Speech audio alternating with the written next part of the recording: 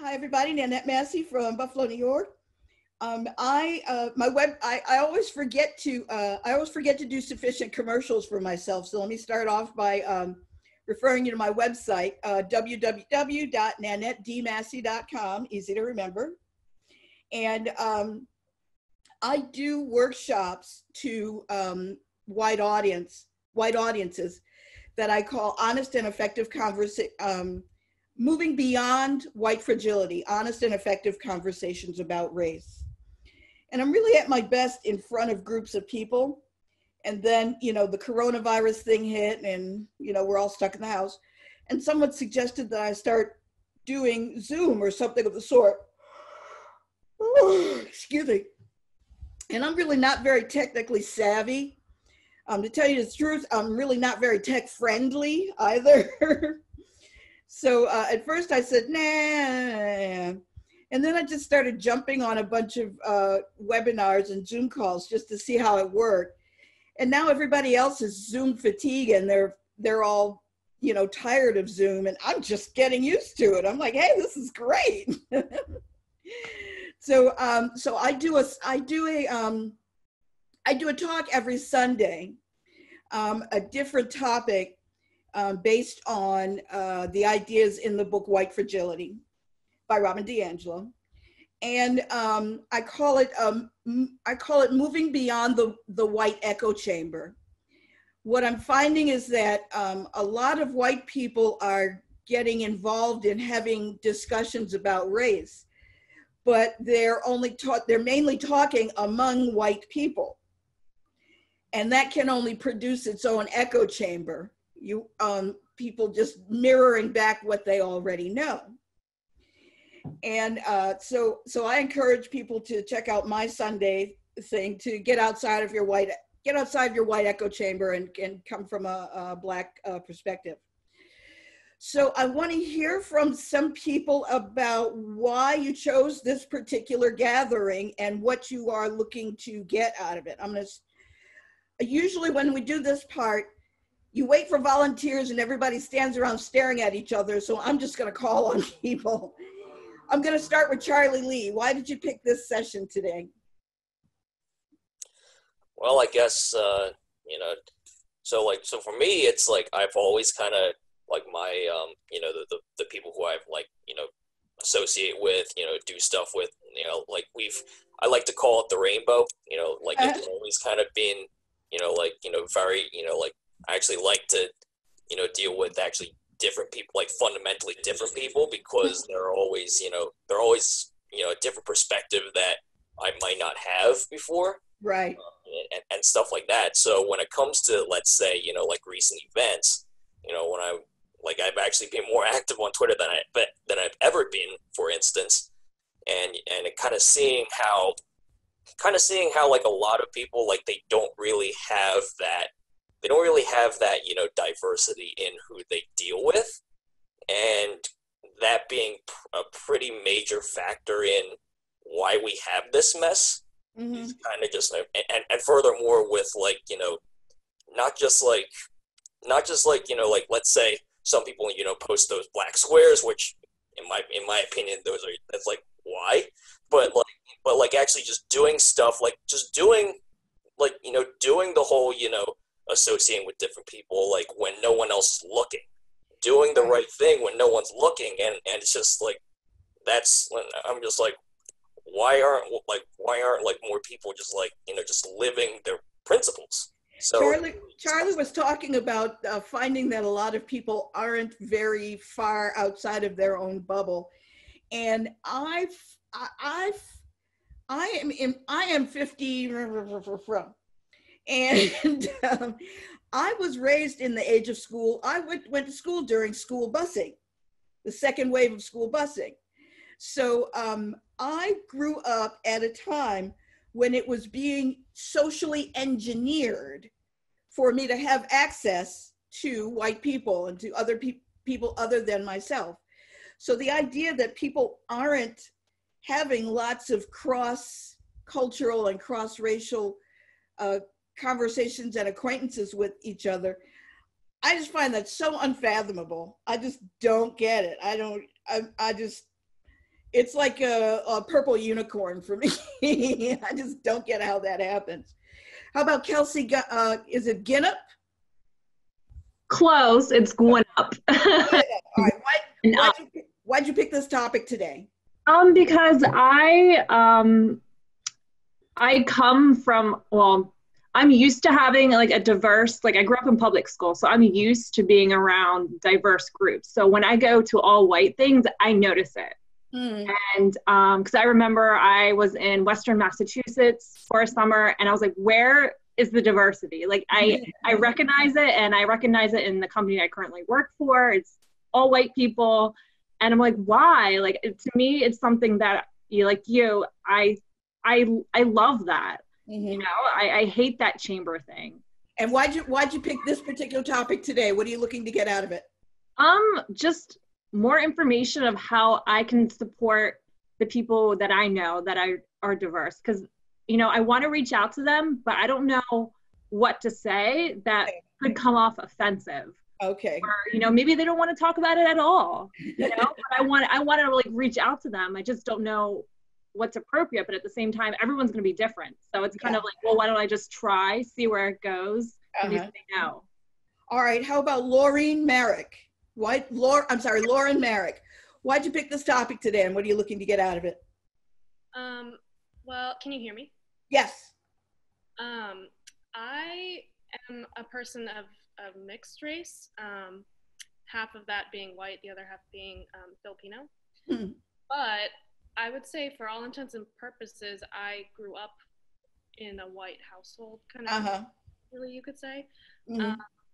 So, and then, you know, having that upbringing combined with, you know, the pandemic that's kind of going on, then feeling like a little bit isolated from the conversations that I could be having. So I think it's a little bit twofold. So one is kind of how to approach the subject with my family that doesn't get it.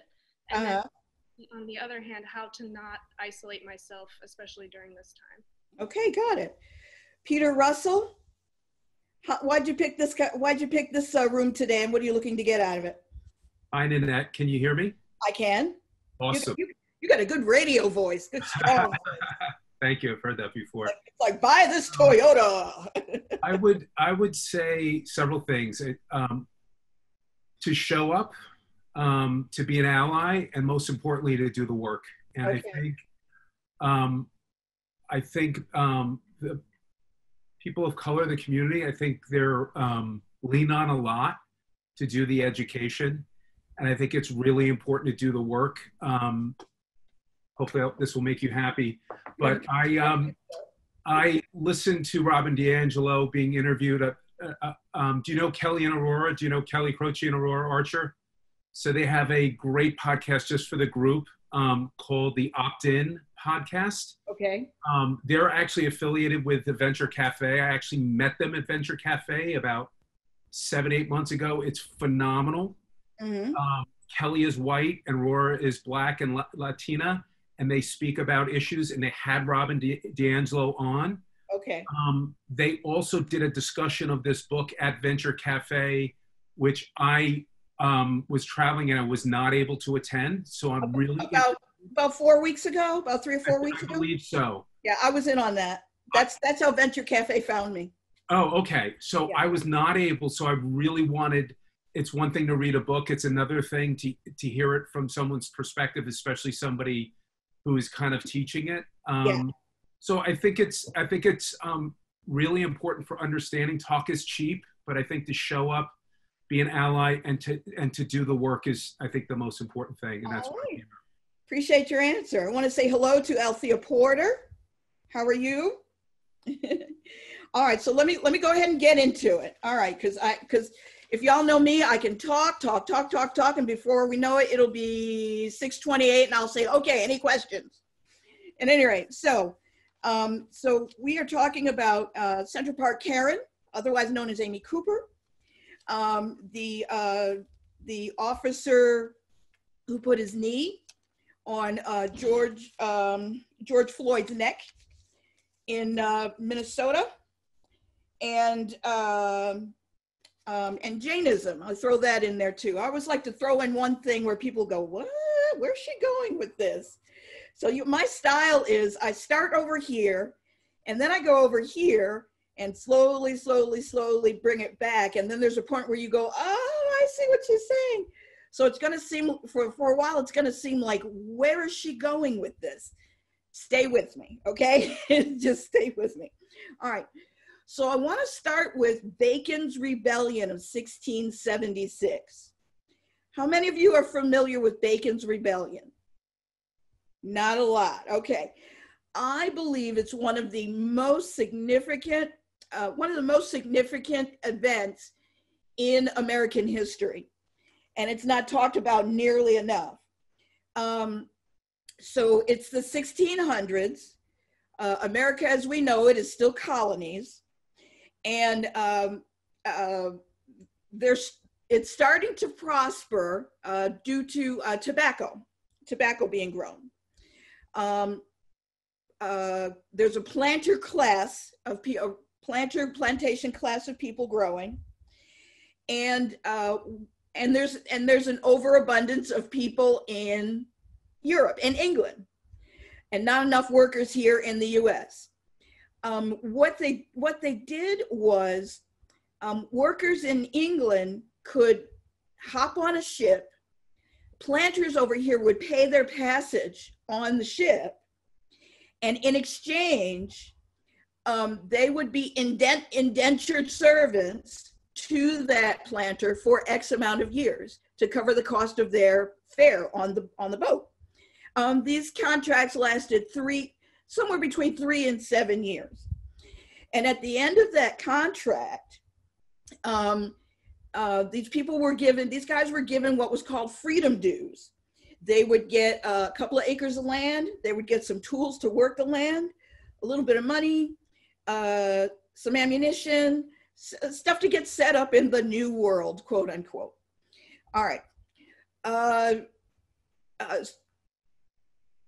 So along comes a guy from England named Nathaniel Bacon. He comes from a rich dad. He comes over here to the Virginia colony, and he's not quite as welcome as one of the in crowd as he imagined he would be. Also, what you got to know is the land that these formerly indentured servants were getting as part of their freedom dues. It was on the outskirts of what's the word I'm looking for? Of the settlement.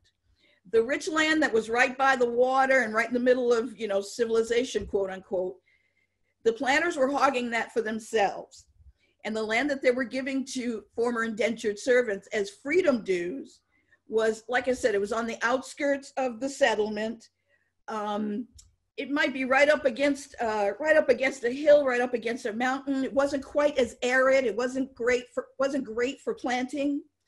Not only that, but it left them susceptible to contact with Native Americans, both friendly and not so friendly.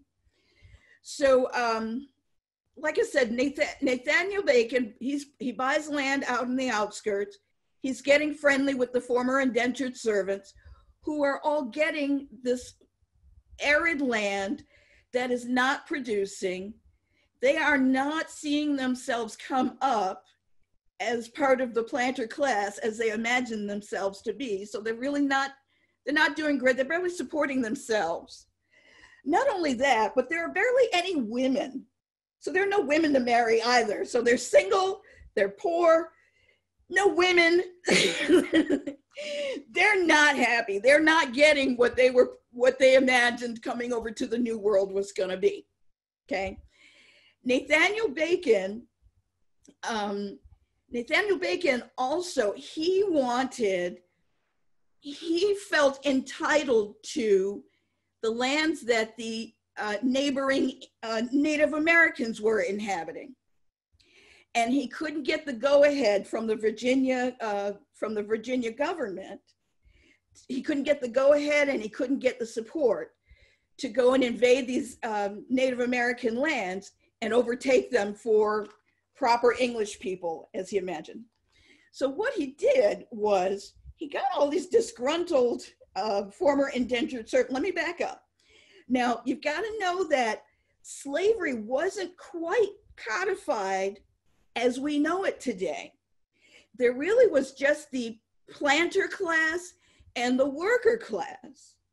And indentured servants and working blacks were really on the same level. There really wasn't quite slavery like we know it yet. There was a population of free blacks because you could not keep a Christian as a slave. So if black people converted to Christianity, you couldn't keep them as slaves. There were black people who bought their freedom. There were black people who were freed in plantation wills.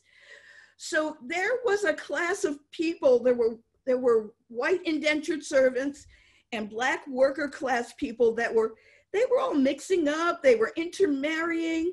They were hanging out. They were partying together. There really wasn't much separation between them. So like I said, so let's go back to Nathaniel Bacon. So now we've got these indentured servants. They've got crummy land. It's not producing. They got no wives. They're not doing great. And the plantation gentry are living high on the hog.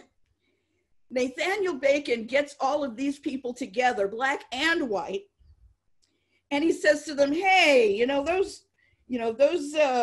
people back there in Virginia, they're not doing anything for us. They're standing in our way of taking that good Indian land, and they're not over here protecting us or doing anything for us. We ought to get together and overthrow them. And that's exactly what they did. So first they went and they took over several plots of Indian land. Some of them were people that we had good relationships with. Once you take over their land, so much for that. And so Nathaniel Bacon and his brood, they marched into Jamestown, Virginia, and they burned the city down. They just burned the city down. Ran Governor Barkley out, so on and so forth. So this rebellion went on for about a year. Eventually, Nathaniel Bacon got sick, and in the absence of his leadership, the rebellion weakened, and it was overcome. As a result of this rebellion, though, the planter class got a taste of what it was in for. If white and black people and the whole worker class of people all came together, they got a taste for what it would look like, and they weren't happy about it. So as a result of Bacon's rebellion, what we got were the slave codes of 1705. It is at this time, this is when we first got what we now know as white people. Okay?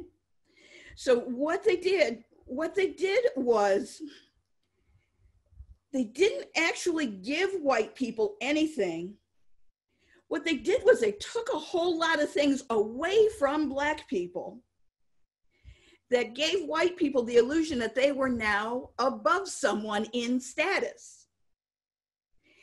That diverted their attention away from the planter class and put all their attention to keeping black, who are now slaves, keeping black slaves in line. For example, give me a minute to put my glasses on. I'm older than I look. Like I said, I'm 50. Okay. These codes established the slave patrols. So if you caught a runaway slave within 5 to 10 miles of his home plantation and you returned him, that planter owed you 100 pounds of tobacco. If you caught a slave further than 10 miles out from his home plantation, you brought him back, that plantation owner owed you 200 pounds of tobacco. Blacks could not strike a white person. A white person could strike a black person, but a black person couldn't strike a white person under any circumstances. Not only that, but blacks were denied the right to possess arms. So black people couldn't hit anybody. They couldn't even defend themselves. You know, couldn't even defend their homes. And we're talking free blacks, couldn't defend their homes. There were free blacks that held office. Now that was gone. Blacks couldn't hold office. There were free blacks that owned the indentured servitude contract of other whites. So you had some whites who were working for blacks. That was outlawed. Let's see. You couldn't beat a white servant without a court order, but that didn't apply to black people. You could beat a black servant anytime, anywhere, whatever. So as you can see, like I said, the planter class didn't give white people anything. They just dropped the bottom out from under black people, such that white people now had an investment in keeping their eye on black people instead of keeping their eye on the planter class and what they were doing. All right, so, and then we go to this book, Robin DiAngelo's White Fragility. On page 17, she says, I'll get there, give me a second. Okay. Race is an evolving social idea that was created to legitimize racial inequality and protect white advantage. Let's see. Then she also says on page 95, and this is important. Okay. Note to self, use bookmarks next time. Okay. She says, white is a false identity, an identity of false superiority. In that sense, whiteness isn't real. Blacks must be separated through state violence, yet they still must exist, for the existence of blacks provides the needed other against which whites may rise. Thus, white identity depends in particular on the projection of inferiority onto blacks. So you see from Bacon's Rebellion that whiteness, really all it is an invented class, above white people, above black people, to give white people some superiority over somebody or other. Now keep in mind, that's all they got. Now, let's see. So I want to fast forward to the Civil War. I'm not going to do a lot of history on the Civil War. As you all know, the South lost. And in the end, all the South got, well, there was the period of Reconstruction, where there was an attempt to set free black people up on their own and on equal footing with white people. Then there was the election of 1876. In the end, what happened was Rutherford B. Hayes, who became president, what he did was he made a deal with the last 3 Southern states that still had federal troops in them that were safeguarding the rights of the newly freed black slaves. Rutherford B. Hayes made a deal with them saying, I will take those troops out if you Southern states will support my presidency. So that's exactly what happened. Rutherford B. Hayes won the presidency. White people in the South were given free rein to do whatever they wanted to do to blacks. And that was enough for them. That was all they wanted. It wasn't like, okay, we want the federal government to come back and rebuild our roads. We want them to do this. We want them to do that. We just want them to go away so that we can reestablish our identity as superior over Black people. If you just give us that, we're willing to give you the presidency. And that's what happened. Sound familiar? Wink, wink. Trump. Just saying. Anyway. All right. So again, whiteness, all whiteness really is a false sense of superiority over Black people. And Black people need to exist within that system so that white people can have something to feel superior to. Okay. So then we get to Central Park Karen, what I call Central Park Karen. Karen is I don't know if all of you know this, but Karen is sort of a derisive term for privileged, entitled white women. The kind of white woman that says, I would like to see your manager. You know, that's a Karen. Okay.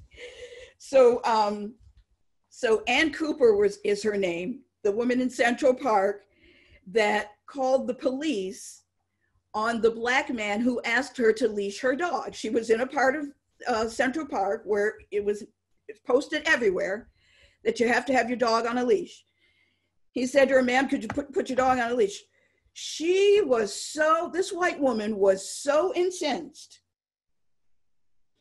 that this Black man had the gall to look her in the eye as an equal and make a request of her. She was over it. So she said to him, I'm hoping all of you are familiar with this incident. She said to him very specifically, I will call the police and I will tell them that there is a Black man endangering me. She was clear about the value of her whiteness relative to his Blackness and the danger that implied. So she wasn't just saying, you better leave me alone, I'm going to call the cops. And what he was asking for wasn't unreasonable. He didn't ask her, can I borrow $100? He just asked her to do what all the signs said, put your dog on a leash. And she said, the nerve of you to look me in the eye as an equal. I am going to call the police and have them endanger your life, potentially endanger your life, and put you in your place. And that is what made that incident so rife. Okay. Then I want to talk about the police officer in Missouri who put his, when you look at the photos, if you look at the photos, he had his hand in his pocket or on his pocket. So if you look at the logistics of that, if you look at the physicality of that officer had the full weight of his body on that man's neck. It wasn't just his knee. I mean, he wasn't holding himself against the car like this. He had his hands in his pocket. He had the full weight of his body on George Floyd's neck. Now, we already know that, maybe I'm making an assumption beyond myself here, but we already know that there's an unequal relationship between the police and the Black population. Now, again, Robin DiAngelo, she refers to whiteness as property. It has a value, okay? So this officer had his knee on this guy's neck. Not only was he putting George Floyd in his place, but this was theater for all the other people that were watching too. You know how when somebody tells you, everybody was telling him, dude, he's dying, you need to get off of him. You know how when somebody tells you that you can't do something, and you're like, oh yeah, I'm gonna do it. I'm gonna show you. You ain't the boss of me. You know that feeling? That is what the officer wanted to convey, I contend, to all of those people who were also witnessing this. He wanted to let them know, look, I'm white, I'm male, and I'm wearing a uniform. None of you tell me what to do. And I will show you who's in charge. And that's why he stayed on that man's neck for so long. It was to assert the value of his whiteness. Not only to George Floyd, but to everybody watching. Okay. And now, I want to contend. Now I'm going to say something where I'm likely to lose some of you. So stay with me here, okay? There's, like I said, in our society, there is a value to whiteness that must be maintained by subjugating Black people.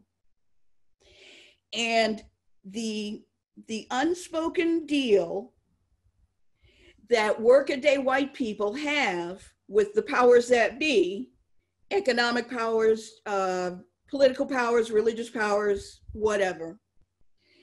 The unspoken agreement that workaday white people have with the powers that be is that Black people are the scapegoats. Black people are the canaries in the coal mine.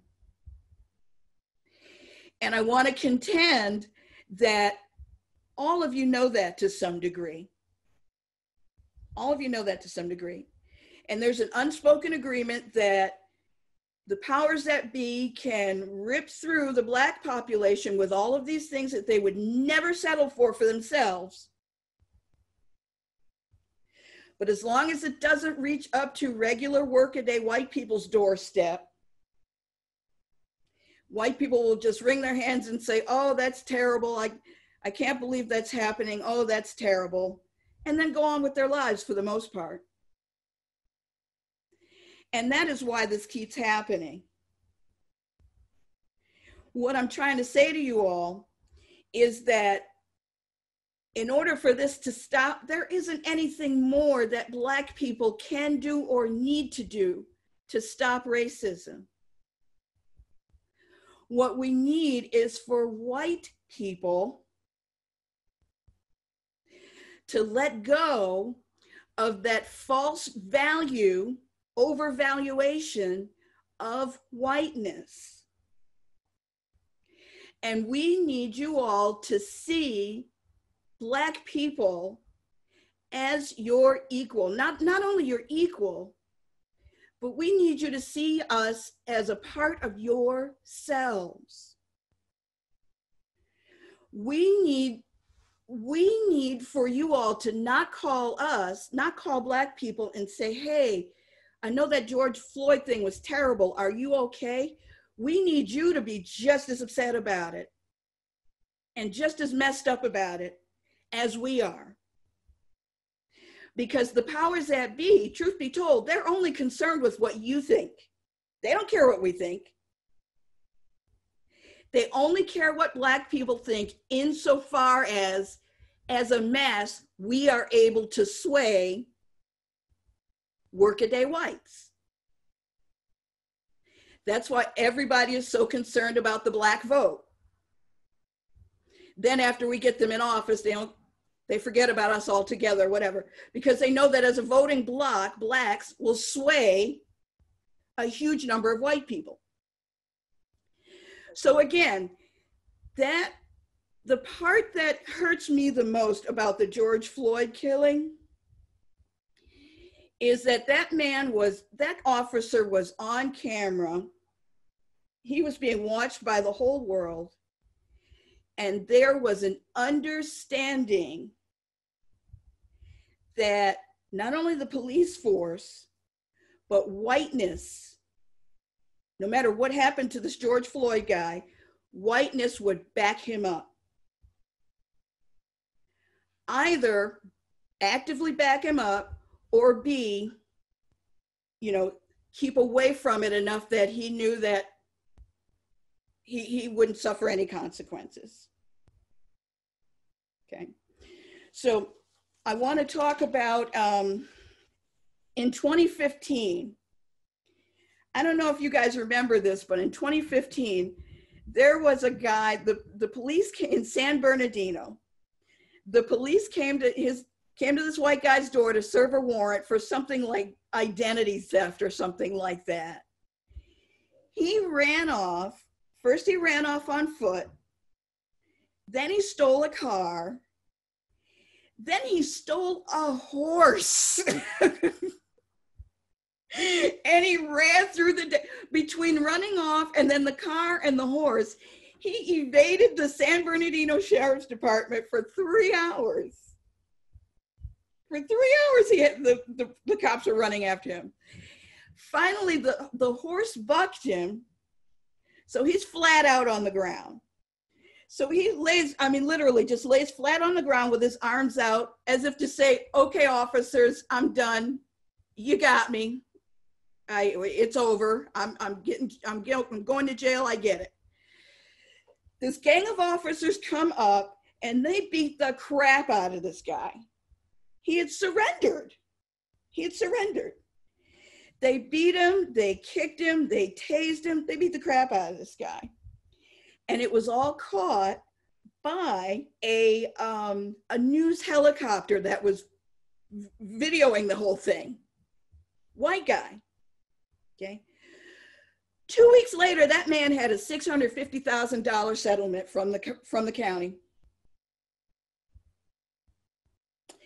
Because the county broke the racial contract. You don't bring this mess up to our door. You don't bring this mess up to white doors. That's what Black people are for. There's an understanding. They messed with the contract and they had to pay. They knew this was going to get so out of hand. What they said was they wanted to avoid the court costs. But they knew they weren't going to Rodney King this one. They beat a white guy and they beat him on camera. Okay. In that same month, April of 2015, was the Freddie Gray incident. Freddie Gray was, I think, Baltimore. Black kid, 25, he's on the corner minding his business. He locks eyes with the police and he runs off. The police see him, they run after him. They catch him. He's got a pocket knife on him or something like that. Doesn't have drugs on him. There was nothing to, he had a pocket knife, which was perfectly legal in the state. They handcuffed him, put him in the back of a van, police van, and they did not hook him, they didn't put him in the seatbelt. So what they did was what they call a rough ride, where they started and stopped and jerked and made quick left turns and everything, so that Freddie Gray was thrown all around the back of this van. He broke his neck in like 3 different places. By the time he showed up at the police station, he was in a coma. He was in a coma for a week and then he died. And then later on, in 2016, at the Republican convention, that sheriff, what was his name? Sheriff David Clark, during his speech, he was happy to announce that all of the officers that had been charged in the Freddie Gray incident were completely cleared of charges. So we got a dead Black guy, nobody's responsible for it, and we got an auditorium full of people standing up and clapping about it. Like I said, this happened the same month that a white guy got $650,000 for getting beat up by the police. Okay, so let's see. So again, I contend there's a book called by a guy named Charles Mills. He's from one of the islands, Jamaica, one of those. It's called The Racial Contract. And Robin DiAngelo refers to it in her book on page 29. Give me a second, got to put my glasses back on.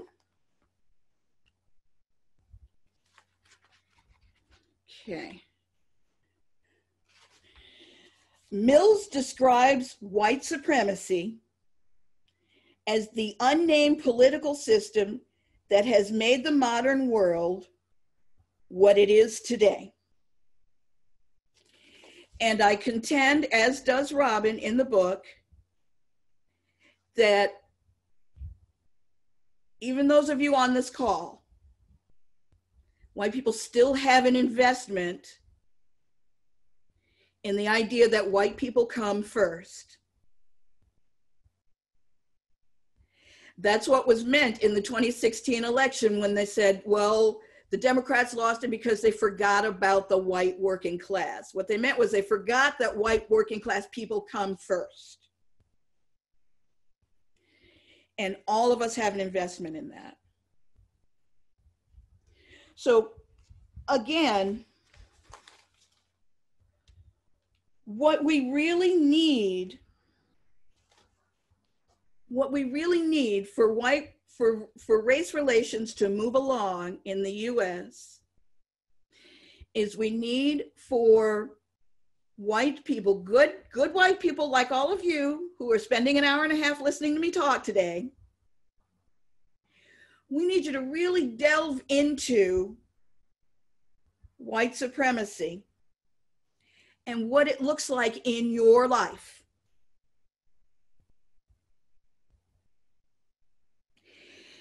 And having done that, we need you to divest yourself of it, such that when incidences like this happen to the non-white population, you are not looking at us over there, like some people over there that you need to come help. You see American citizens who are just as worthy and valuable as you. And that thing that happened is wrong because it happened to an American citizen. Not that guy over there. That guy over there who could have been your neighbor. That guy over there who could have been the guy who cuts your grass. That kid over there who could have been your kid's teammate at soccer. He just had a turkey sandwich at your table yesterday. We need you to divest yourselves of white entitlement such that, like I said, when you see these episodes, you're not calling us up to ask us how we're doing because you hurt just as bad. We need you to go there.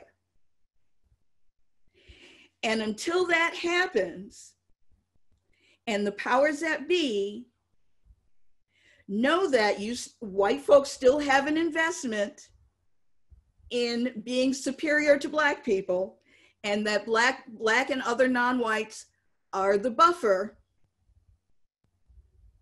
and things aren't really going to get crazy on the streets until the mess gets to white people's door. As long as the powers that be know that, nothing's going to change. What I'm saying is white folks, and this is why your black friends are harder on you progressive folks than they are on the KKK people. The KKK people, we're like, eh. You progressive folks, we need you. You guys are gonna make this happen. You are who the powers that be listen to. And we need you to put skin in this game like, oh my God.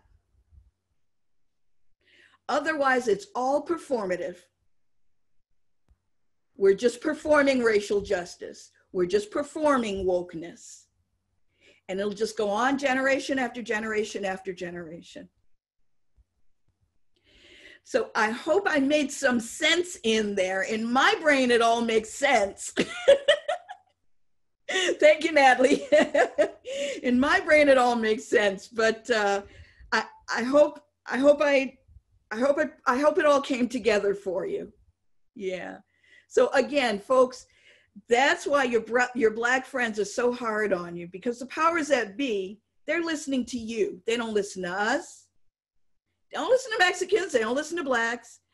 They only court blacks in so much as the black vote has the power to sway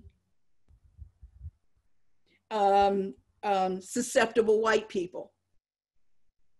But you are still the golden calf that they're after. And when you guys say, that knee on that guy's neck was, white people, not just black people, white people are coming after you. That's why this book is so important. That's why this book is so important. So I'm going to shut up, and I am going to take some questions and comments. Do we have anybody who, I really stink at the, there's a function where you can raise your hand, and I stink at figuring out who comes next and anything. So just unmute yourselves and start talking. We did have a question in the chat from Mark. Okay. What needs to change so that cops in Philadelphia who are found guilty of brutality do not end up getting their jobs back after a few years due to police union pressure? Page 137 in the book, Mark. Because y'all listen to white people. That's why I quote this woman. Okay. The first workshop that I did, white people looked at me like, who the hell are you? And then I read this book, and I realized she's not saying anything in this book that black people haven't been saying forever. But because she's white and she's got all the bona fides that white people recognize, now it has validity. And so what does it say on page 137? So I have to quote her in order to have validity. So page 137, let me find it. I'm getting there, I promise. I'm old, give me a second. Okay. White people do need to feel grief about the brutality of white supremacy and our role in it. In fact, our numbness to the racial injustice that occurs daily is key to holding it in place. So what's going to happen, what needs to happen for Philadelphia cops to not get their jobs back who are found guilty of brutality is all of you folks need to be so grossed out by that you make it clear, cops, you work for us and we won't have this. And until that happens, again, same thing, generation after generation after generation after generation. James Baldwin 50 years ago was saying the same thing that we're saying now. So was Martin Luther King. And Martin Luther King said, I'm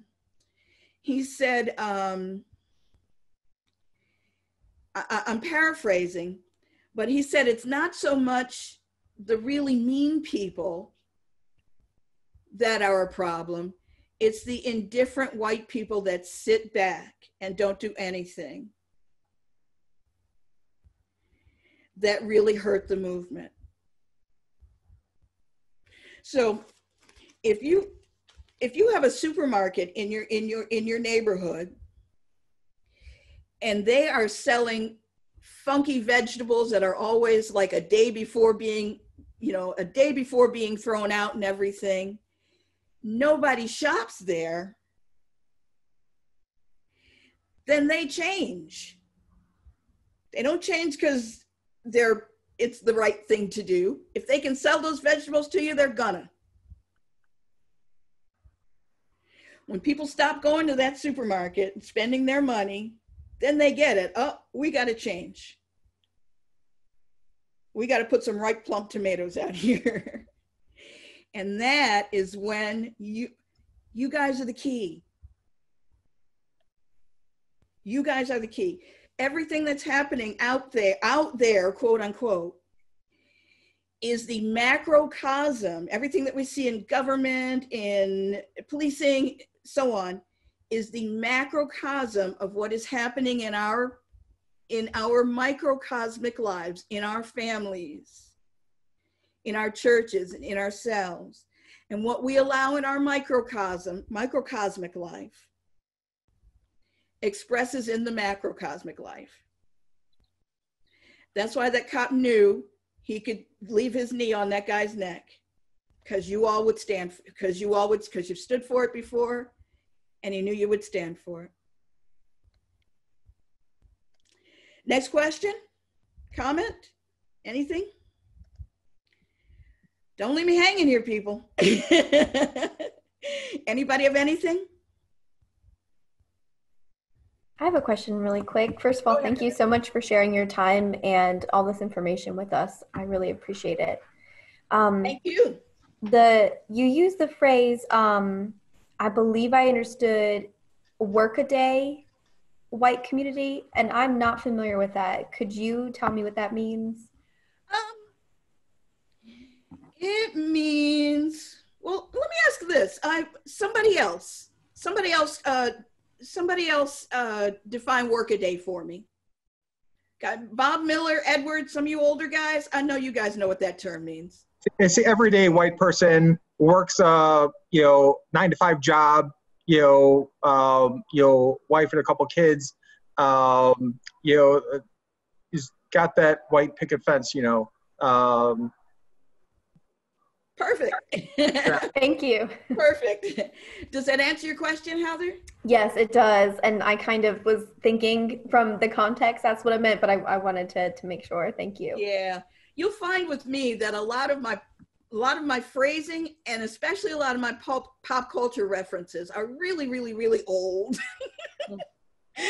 I'm quoting movies from like 20 years ago, like they just happened, like it just came out in the theater yesterday. All right, more questions, comments? Yeah, I got a comment. Yes, Bob.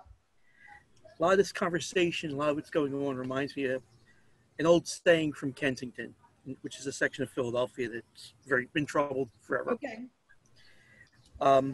Which is, if they can do it to them, they can do it to us. Everybody has a vested interest in putting a stop to these things. What Bob said. That's what I want you guys to know. Let's look at what the Republican Party is doing, and I don't mean to bash on any party. Let's not go. I don't mean to bash on any party in particular. But the Republican Party, what they're doing with voter IDs and making voting less and less accessible to students, Black people, people who move around a lot, okay? They are doing a good job of disenfranchising Black people. But the people who are also getting cut out on the fringe are little old ladies who are 70-something years old and can't find their birth certificates because maybe they don't even have one. Maybe they were born in a log cabin out in the woods and never had a birth certificate. They've been voting for decades. Now all of a sudden your grandma can't vote, Or students, white students at funky she foo-foo universities that are out of state, now they can't vote too. All this stuff that white people are content is happening to white people and not happening to them. Believe me, there will come a day when your whiteness isn't enough. If you have something that the powers that be need and they want it. For example, say some senator's son runs a stop sign and he hits your car, okay? He's on his third strike, and if he goes down for this, he's going to the big house. Your whiteness is not gonna save you, brother, trust me. They are gonna they are gonna find everything they can to pin that accident on you. Winthorpe III is not going to jail, and your whiteness will not save you. That is the day you will realize, oh snap, I really am in the same boat as non-white people. I thought my whiteness was a buffer. Or say some huge developer decides he wants to go to this suburb and he wants to build a country club. He throws enough money to the right people, and the local municipality decides to invoke eminent domain. That means the local municipality can come in and say, yeah, we're taking your house for pennies on the dollar because we need it for a bigger purpose. And that bigger purpose really is this developer wants to build a golf course. Then you will find that your pretend whiteness, your pretend valued whiteness, don't mean jack. Then you'll know how we live. And you'll go, oh, something should be done. And we'll go, we've been saying that for 100 years. Now you understand, now that it is washed up on your shore. And what I'm asking you, white folks, is don't wait until it washes up on your shore. We are your people. It is on your shore. As long as it's happening to us, as long as it's happening to anybody, it is on your shore. And when you see that, that's when things will change. And before that, we're just going to be having this session over and over and over and over and over. Nanette, we had some more questions in the chat, and then I see that Kiana has her hand raised. So Kiana, we have 2 questions, and then we'll come to you. Go ahead. Sanjay asked, to what extent is racism a historic economic issue or simply a form of identity politics?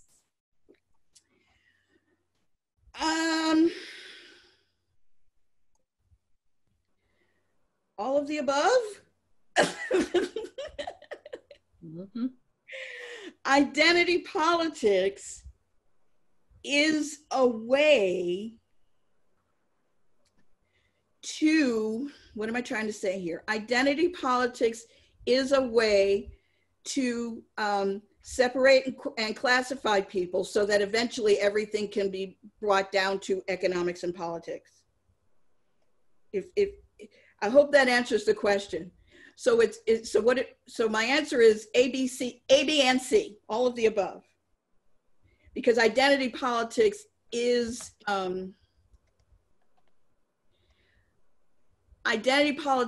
necessary for the first 2, for his.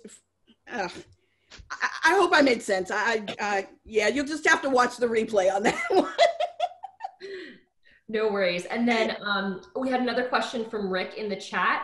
It feels overwhelming. Where to begin? Nothing seems big enough to make a difference. So I think that what he's getting at is what are the first steps we can take to being better allies? Okay. Get that question all the time.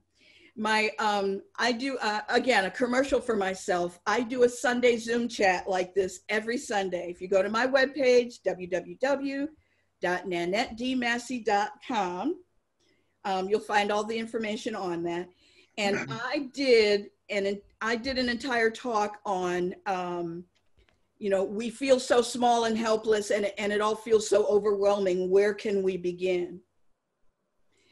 Again, the microcosm, our own lives, our own homes, our own communities reflect in the macrocosm. So I am a big believer that real change belongs on the microcosmic level. For example, when I was in high school, I left home when I was 16. One day my mother said, "You don't want to live under my rules, you can get out." I surprised her and I left. She was like, "What the hell?" So, but I left in the middle of the summer. And September, October came around. And if you know anything about September and October in Buffalo, it's starting to get cold. My guidance counselor, I didn't even notice it, but my guidance counselor noticed that I wasn't wearing a coat. She had girls and they were all grown and gone. She went up to her attic and she got one of her daughter's old winter coats and brought it in for me.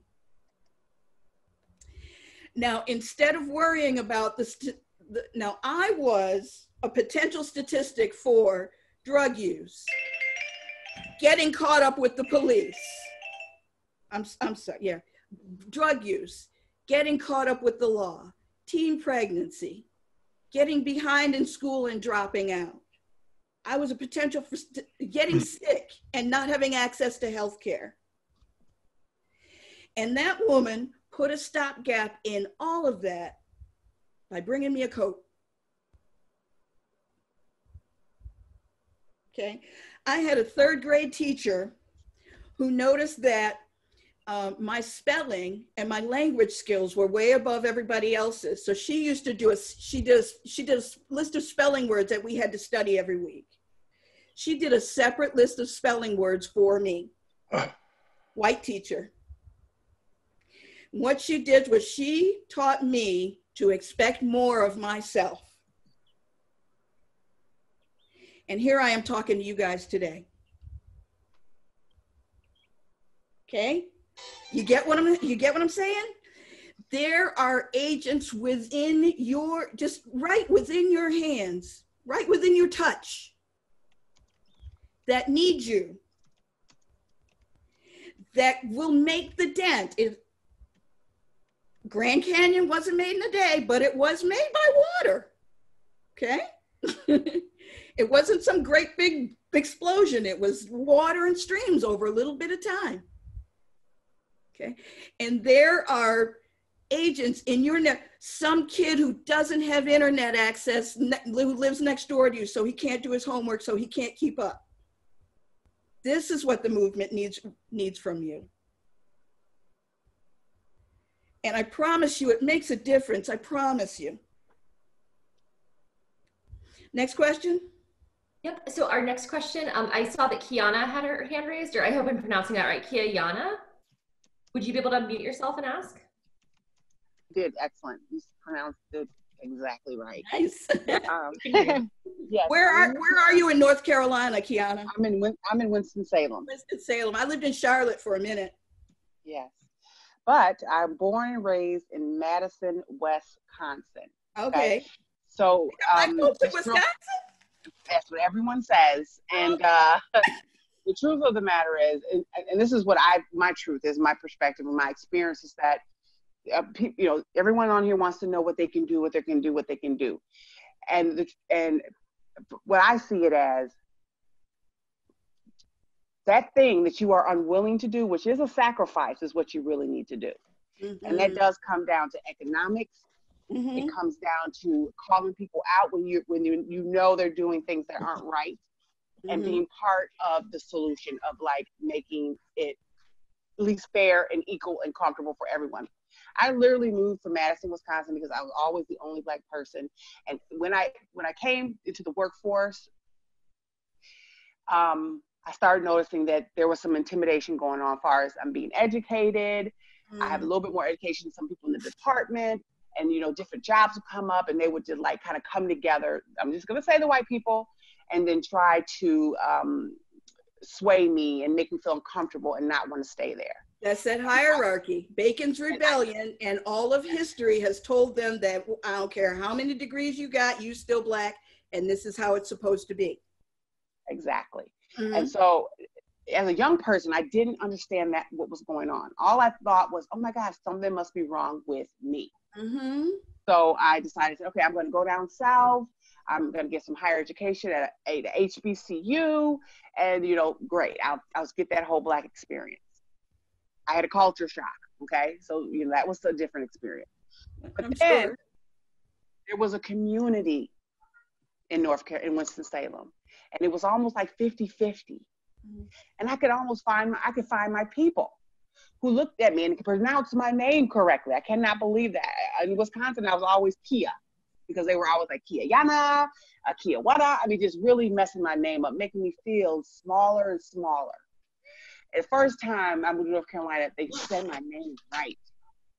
Wow, acceptance, right?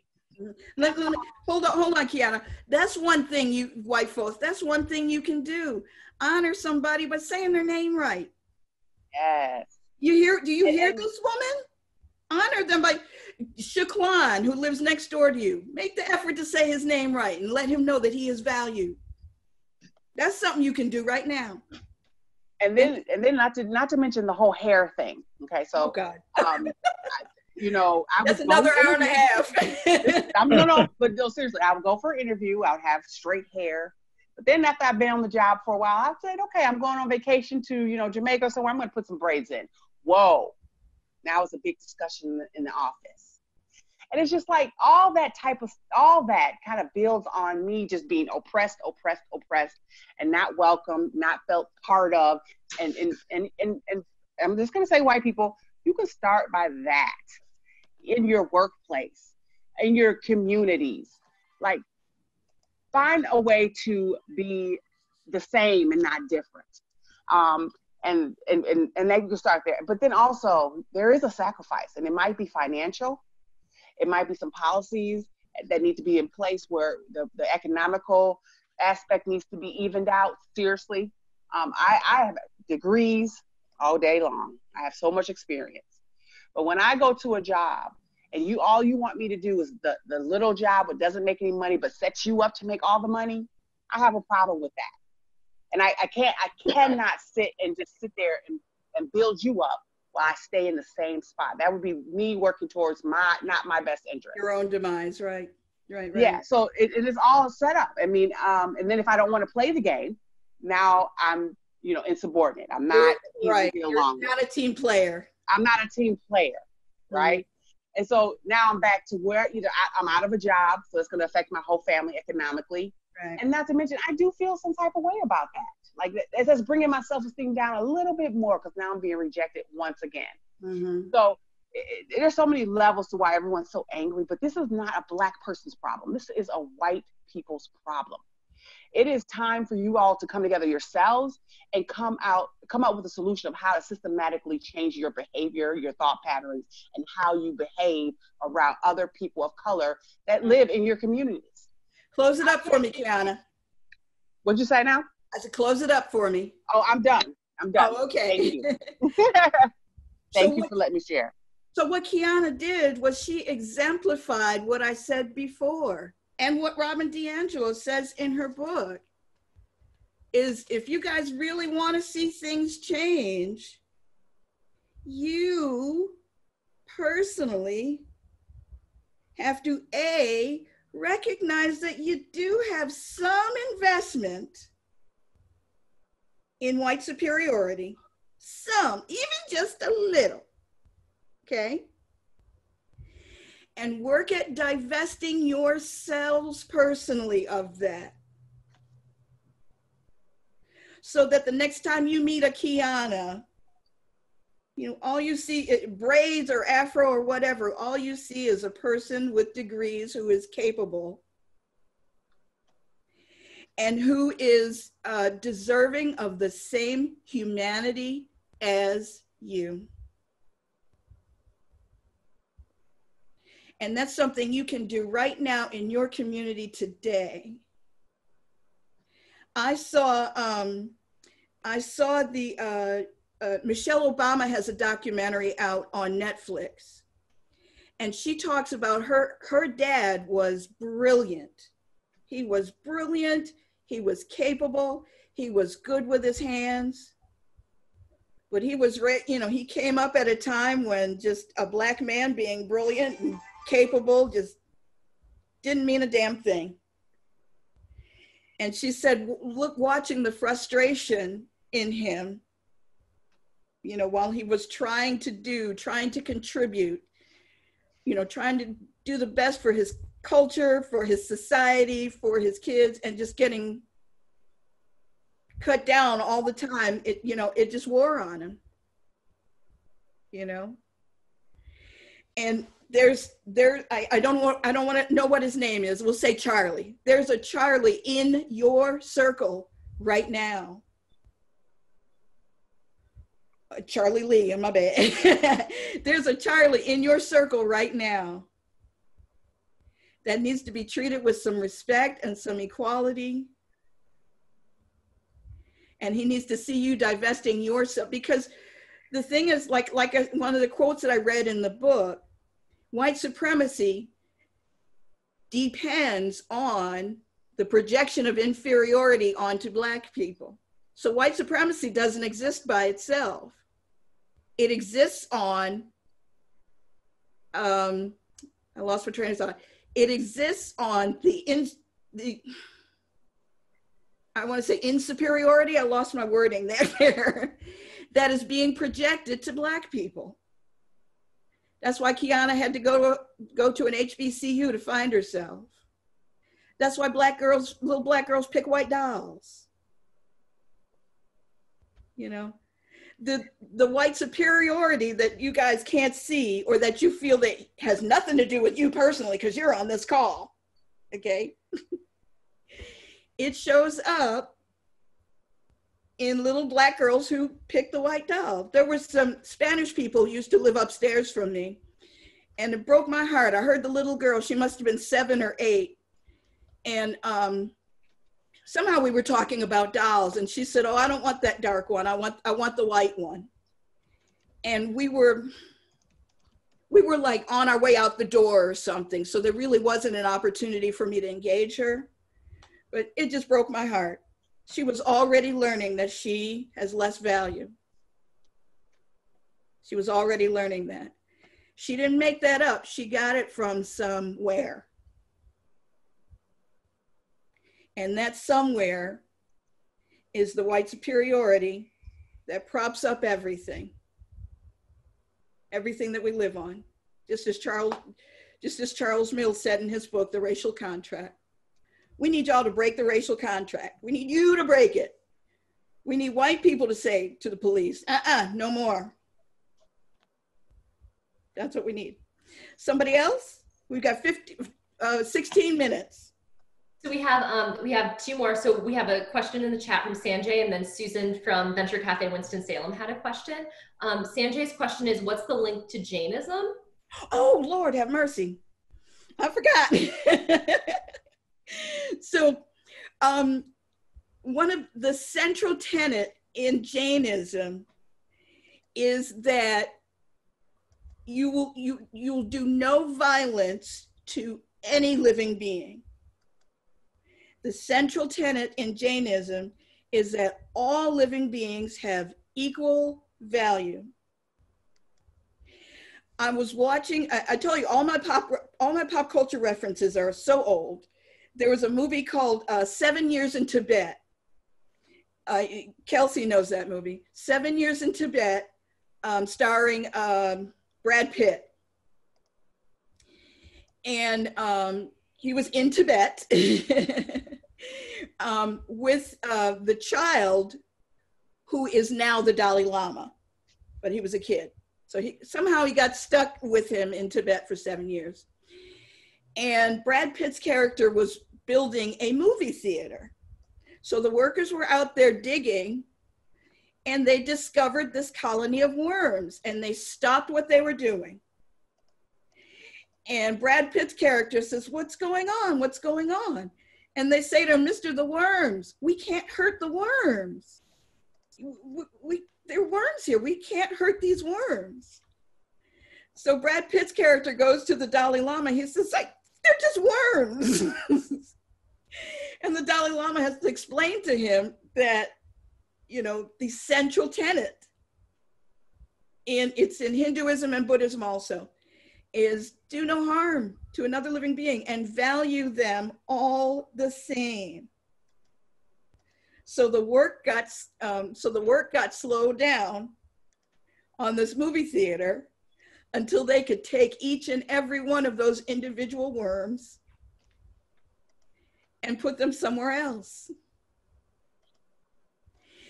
And again, what I'm trying to say to you all is that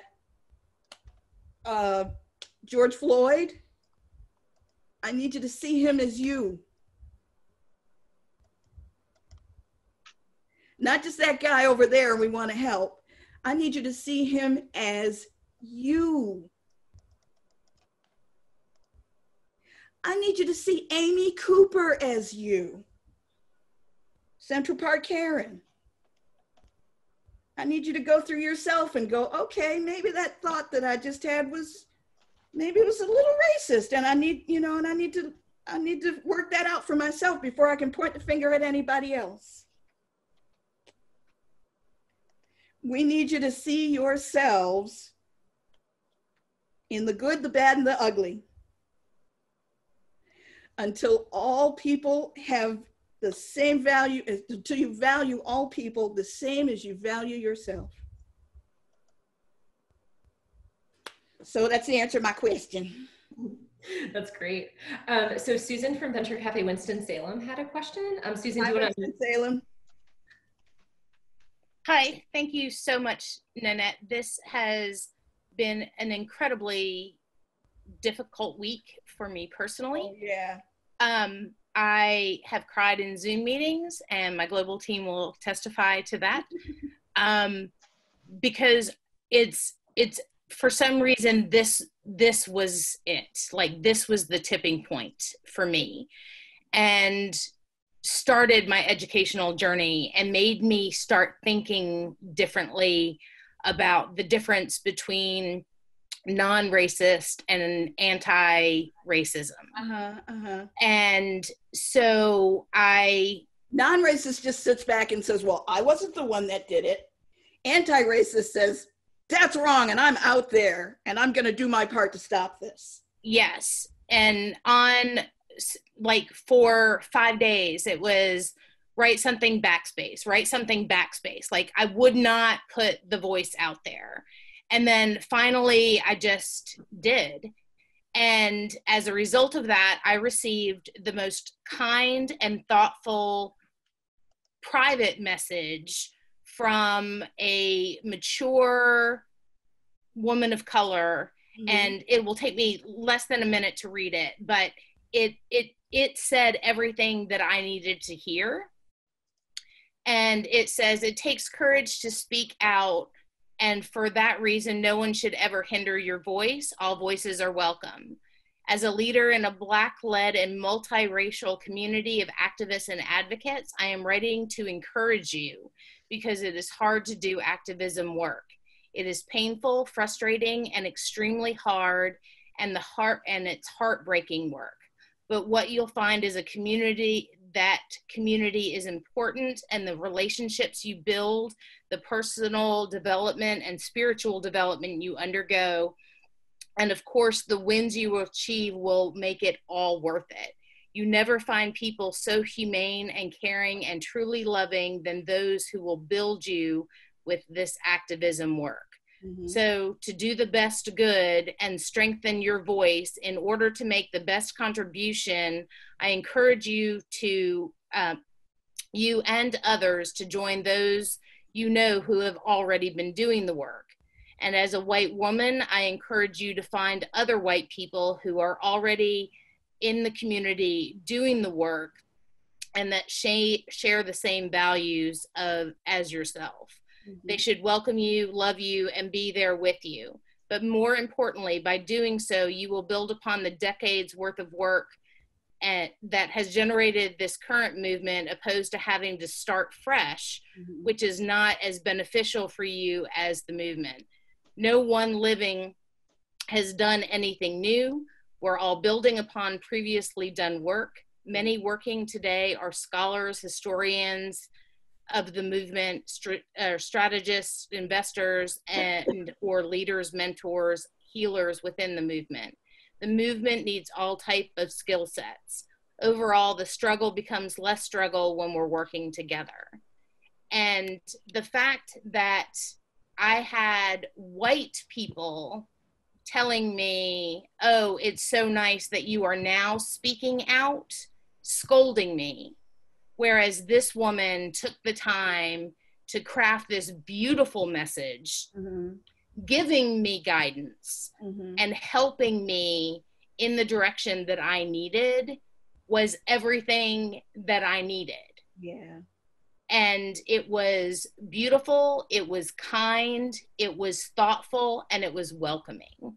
And as a result of that, I will be one of the best advocates that I know that I can be. Fantastic. I want to add on to that, Susan, and it's hard because that was beautiful.